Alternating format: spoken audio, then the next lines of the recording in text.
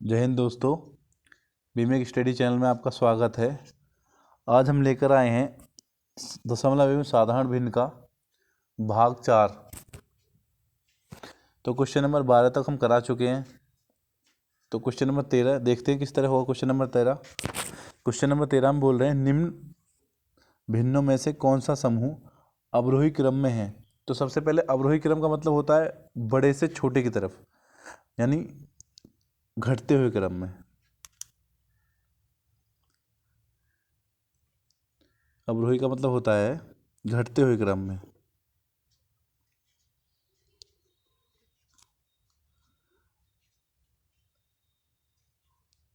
घटता हुआ क्रम।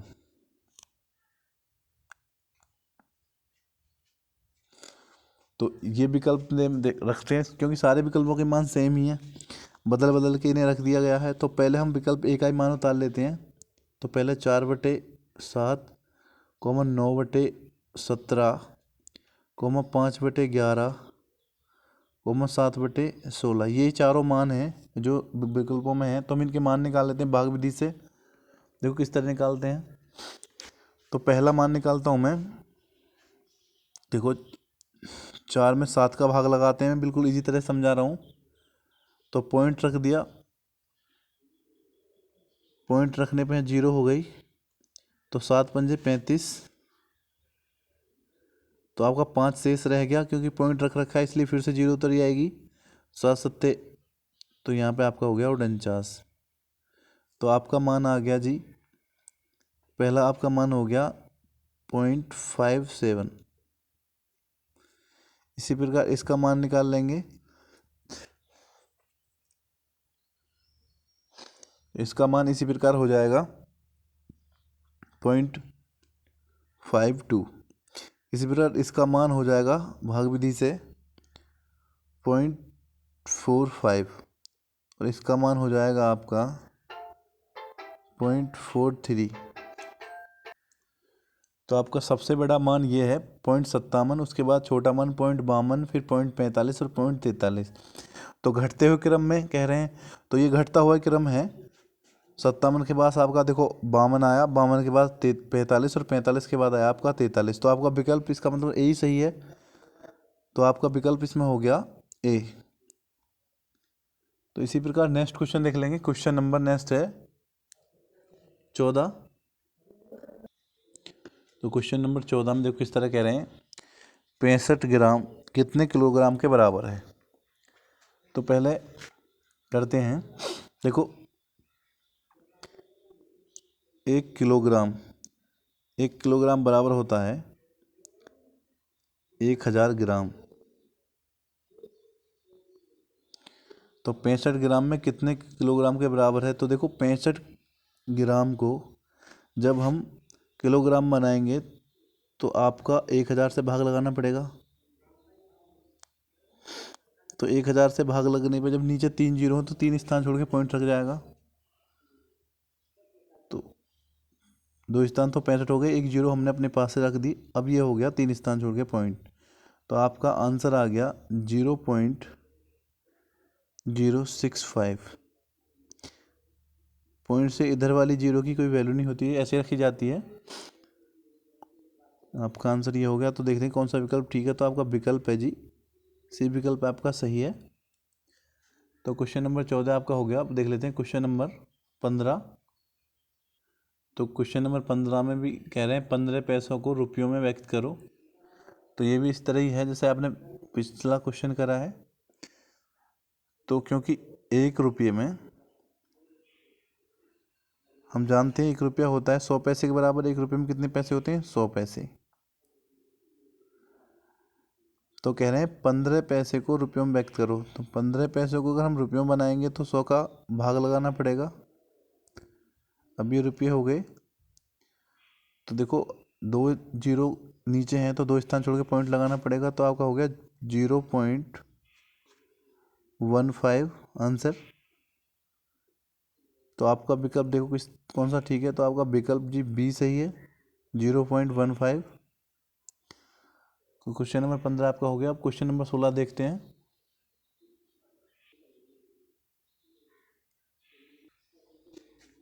क्वेश्चन नंबर 16 में कह रहे हैं एक सेकंड 1 घंटे का कितना दशमलव भाग है।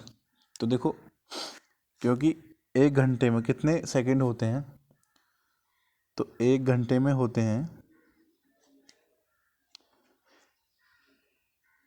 3600 सेकंड।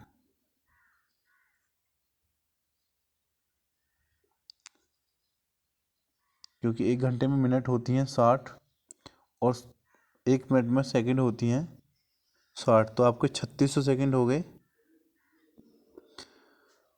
तो वो कह रहे हैं 1 घंटे का कौन सा दशमलव भाग है। तो कर लेते हैं, 1 सेकंड को घंटे में बदलना है, तो 3600 से हम भाग लगा देंगे।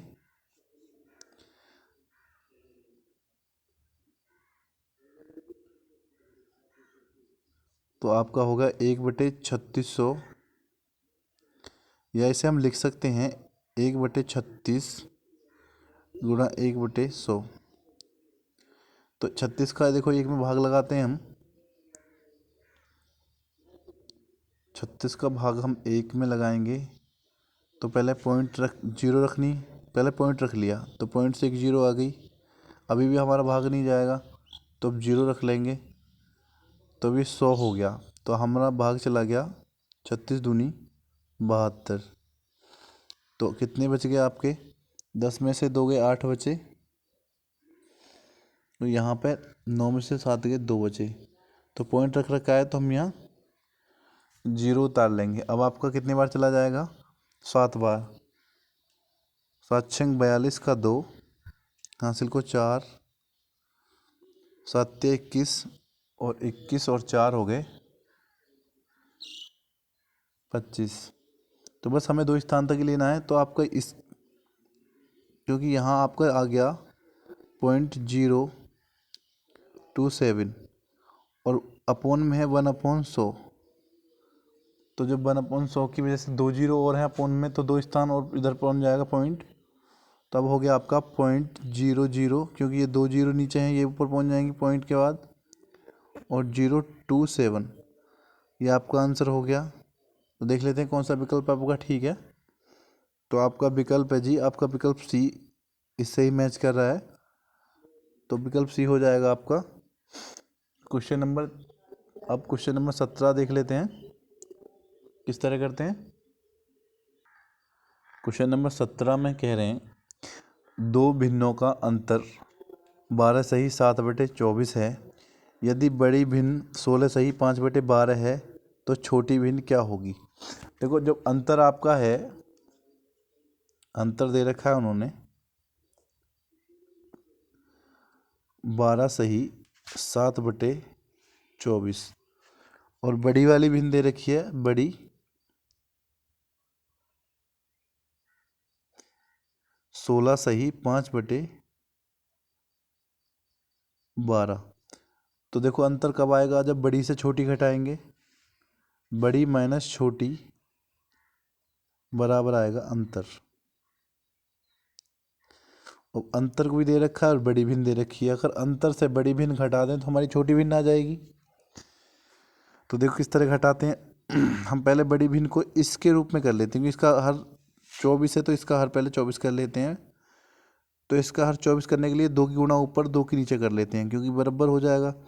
तो 2 की गुणा ऊपर करी, ऊपर 10 हो गया, नीचे करी तो आपका 24 हो गया।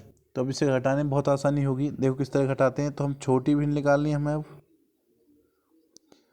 तो अंतर है हमारा 12 सही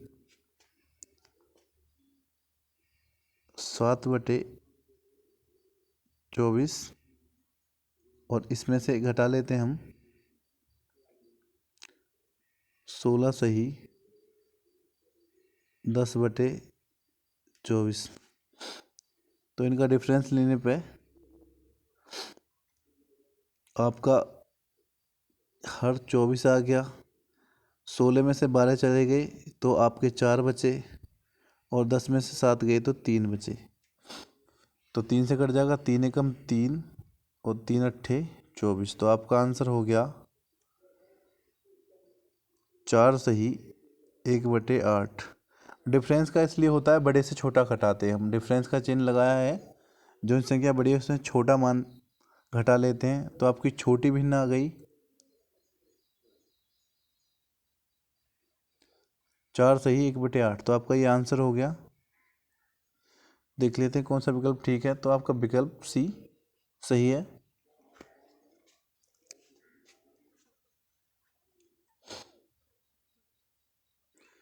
तो क्वेश्चन नंबर आपको 17 करा चुके हैं। क्वेश्चन नंबर 18 देखते हैं। क्वेश्चन नंबर 18 में कह रहे हैं 406 गुणा 9/10⁴। तो 406 गुणा 9/10⁴। देखो कहीं लिखा हुआ है 10⁴, तो इसका मतलब है 10,000। और या अगर कहीं लिखा हुआ है 10⁻2, तो इसका मतलब है 100। 10⁻3 लिखा हुआ है तो इसका मतलब है 1000। तो 9 की इसमें गुणा करते हैं। 9 छिक्का 54 का 4, 5 कहाँ से लगो, 5 यहीं पे आगे सीधे, और 9 चौक 36, और अपोन में है 10⁻4, तो इसका मतलब है 10,000। तो 10,000 नीचे है तो 10 4 स्थान छोड़ के पॉइंट लगा दें, क्योंकि 4 जीरो ही हमारे नीचे हैं। 10,000 में 4 जीरो होती हैं। तो देखो 4 स्थान छोड़ के पॉइंट लगाएंगे तो 4 ही ये अंक हैं।